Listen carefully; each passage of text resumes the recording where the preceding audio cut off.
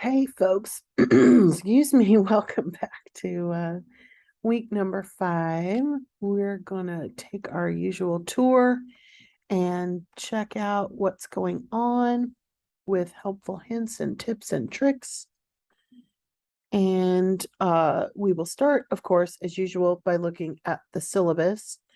As I mentioned, we're in week 5. So we are working on the emails and texts this week. So it's kind of the same thing we did last week, but in electronic format rather than letters that we would print and send in the mail. One of your classmates, you should be very thankful, had looked ahead at this. The original assignment, I had posted the wrong, a blank one, which was weird. There were 2, and I chose poorly. It's the, as we would say in Indiana Jones land, but it's fixed. Everything's fine. So just a kind of preview of what's happening.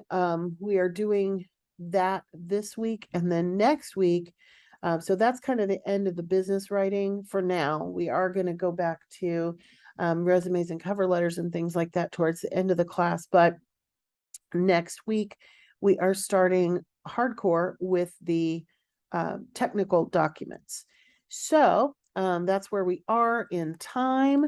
Let's take a look at the module.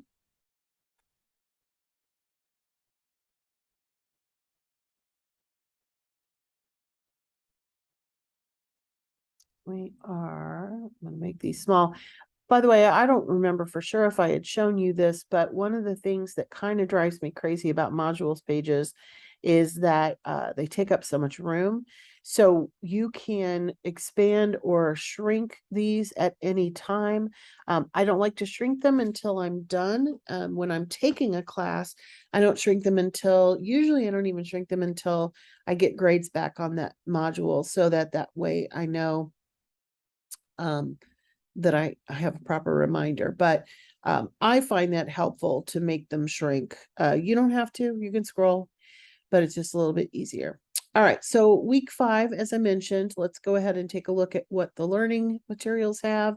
Of course, the video will be posted in the course announcements, and then you are still in chapter 4. We're going to be in chapter 4 a lot from the book, but this is the link, and the page numbers, of course, that we're focusing on this week are right here, 52 to 65. I have posted a couple of articles for you from Indeed and Grammarly on professional emails and using texts for professional reasons, because we're doing that more and more and more. The other thing, of course, to keep in mind, and I didn't really specify this in any of the assignments, but a lot of times when we are even writing emails now, we are doing it on our phone. And so sometimes following traditional rules of capitalization and all that stuff can be a little trickier when we're on the phone, but it is important to do that. And then I've got a couple of 3 videos for you to take a look at.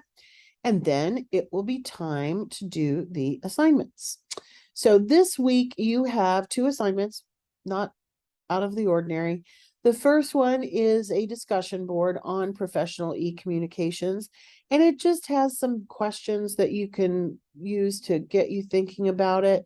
You should have at least 3 paragraphs. It is an essay form for the discussion. And then, of course, if you you'll come back and respond to your classmates as well. If you want to, you don't have to, but you can certainly do that. All right, so that's the discussion board. Let me go to the next assignment. I think I can just do it here, can't I? Yes. All right, so assignment number 4 is sample emails and texts. Like the last one, this is something that you're going to create in Word and that you will have a chance to revise, not right away, but that you will be including some of those things in your final portfolio. So you still want to treat it as if it is an absolute, like this assignment is due this week. The Word draft is a little bit problematic there. So just like last week, and I'm not going to do another little template, free template, but you can actually use last week's if you want to go back and get that out of the announcements. Everything should be assembled in a single Word document. It is an APA report, so there has to be a cover page. You do not have to have a table of contents, but you certainly can.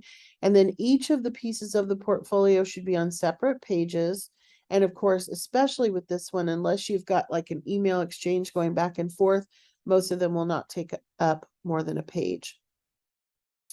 I would prefer for this one that you use screenshots rather than retyping the samples, although you certainly can, especially with text, if you have a hard time getting things off of your phone and onto a computer, whatever. But try to use screenshots as much as possible. It just makes it more honest because it's what it really looked like in the context. Emails. You should have at least 3 separate emails. One can be to any instructor, including me. One should be to a business or a university asking for information. So similar to the inquiry letter, but in email form. So you'll need to include details of how you found the appropriate email address as well. You can have a little paragraph right above each one of these kind of explaining what's the context. And then the final one really can be to anybody, but I want it to be written as if it needs to be professional and formal. So even if it's not somebody you would normally write to in a very formal manner, go ahead and use that formality. And then in text messages, I want you to have at least 2 written in professional style. You can definitely use me as one of the recipients. Same thing if you have to send a very formal text to somebody you would normally just text in a non-formal way, that's fine. But many of you, especially if you have a current job, you can use something from your work life as well. All right, so pretty easy. This one will probably be fairly quick. You may even already have text messages and emails that you can use.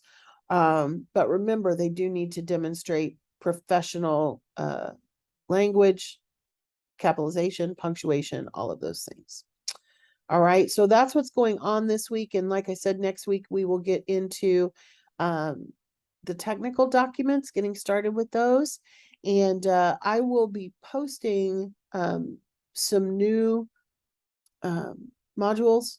I was still working on the language of some of the assignments, so those are almost all done now. So look for that coming up. But there's still several weeks where we're not running behind by any means. But if you have been wanting to look ahead, you will get that opportunity very, very soon. All right. So if you have any questions, make sure you reach out. Don't forget, I'm really here. And I will talk to you guys next Monday if I do not talk to you in between. Everybody take care.